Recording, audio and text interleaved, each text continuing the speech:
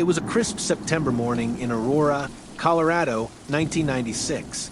The kind where kids rode their bikes to school and neighbors waved to one another while sipping coffee on their porches.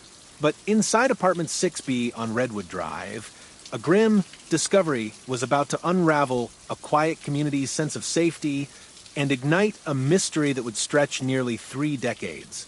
Rachel Davenport, 25, was a beloved kindergarten teacher known for her warm smile and calm demeanor in the classroom. When she didn't show up for work on Friday morning, concern quickly turned into panic. Her close friend and neighbor, Tina Carlisle, used a spare key to check on her. Inside, she found Rachel lying motionless on the living room floor. Her wrists were bound with twine. A blood-stained throw pillow lay nearby. The cup of tea on the counter had gone cold. There were no signs of forced entry. No struggle apparent from the outside. But there was one critical clue: DNA. The Aurora Police Department responded immediately. The apartment was sealed off and carefully combed for evidence. Technicians collected hair fibers, dusted for prints, and secured the semen sample recovered from Rachel's body. Her stereo was still playing softly. A book lay open on the couch. The timeline suggested she had been attacked sometime after 8:30 p.m. the night before. Detectives were hopeful. DNA evidence was still a relatively new but powerful tool in 1996. They believed it would lead them straight to the killer. The sample was submitted to Cody's, the FBI's combined DNA index system. But no match came back. Investigators interviewed over 60 people: co-workers, neighbors, ex-boyfriends, maintenance workers. They tested DNA from dozens of men. Not one matched the sample. The print lifted from her mug was too smudged to be of use. The van seen by a neighbor the night of the murder, a light-colored Dodge parked awkwardly near the complex, led nowhere. It had no plate number, no unique features.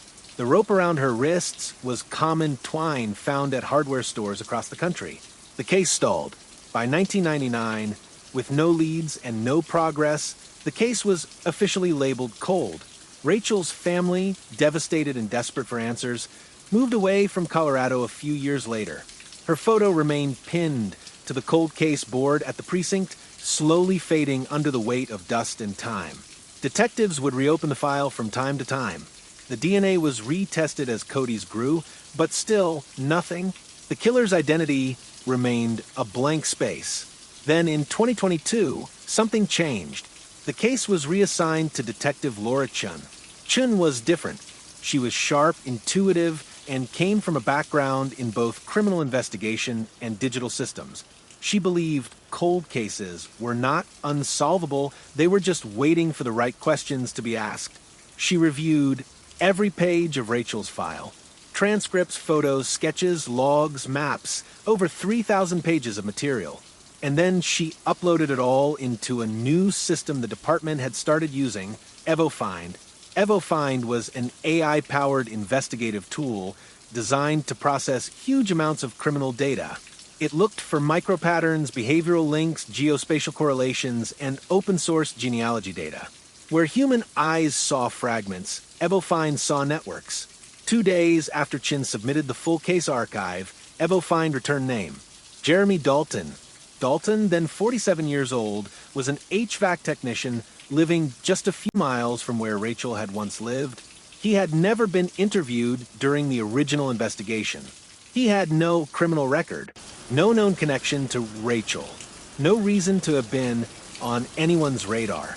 But EvoFind flagged him based on a series of subtle, seemingly unrelated data points. He had lived 2 blocks from Rachel's apartment in 1996. He had applied for a janitorial job at her school several months before the murder, but was not hired. He had owned a 1995 Dodge Caravan, matching the vague description of the van seen near the apartment complex that night. Most significantly, EvoFind linked his DNA indirectly through genealogy. A familial DNA marker had been uploaded to an open-source database by Dalton's uncle, who had done a consumer ancestry test. That data created a chain that led to Jeremy Dalton. It wasn't a direct match, but it was enough to act. Detective Chun placed Dalton under quiet surveillance. In March 2023, They retrieved a discarded coffee cup from a gas station trash bin he had used. DNA testing confirmed it. The profile from the coffee cup was a match to the semen found at Rachel Davenport's crime scene in 1996. The match was calculated at 1 in 3.2 billion. Dalton was arrested on March 27, 2023, outside his workplace. He was calm, even slightly confused. He told officers he had never met Rachel, that it had to be a mistake. A search warrant was executed at his home. In his garage, investigators found a coil of twine, the same type used to bind Rachel's wrists. In a locked drawer inside a file cabinet, they found something darker, an old journal. Some pages were torn out, others partially burned. But one entry dated September 12, 1996, stood out. She smiled at me again today. If only she knew what was coming. Dalton's arrest marked the beginning of a historic trial. In February 2024, the People versus Jeremy Dalton began in Arapahoe County. It would be one of the first cases in the United States to incorporate artificial intelligence-generated investigative analysis as part of the evidence chain. Prosecutors laid out a chilling timeline. Dalton had fixated on Rachel.